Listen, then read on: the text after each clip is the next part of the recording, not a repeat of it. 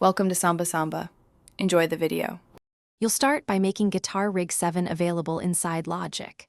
Install and authorize the plugin, then open Logic Pro X and run the O-Manager scan so Logic sees Guitar Rig.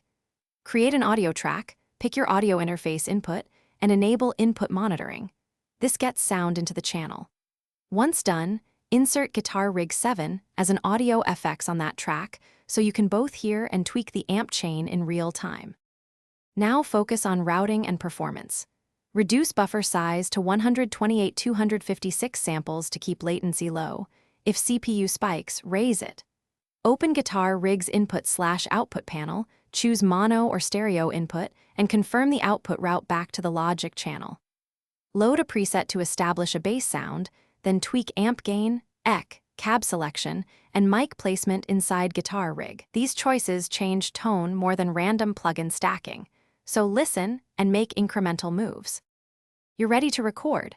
Arm the track, keep monitoring through Guitar Rig, and use cycle recording for multiple takes so you can comp later. After tracking, use Logic's quick swipe comping to assemble the best performance, then freeze or bounce in place to free CPU while mixing.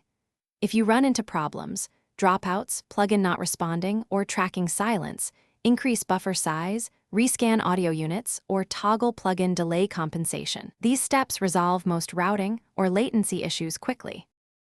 Thanks for watching. Consider subscribing if we helped you.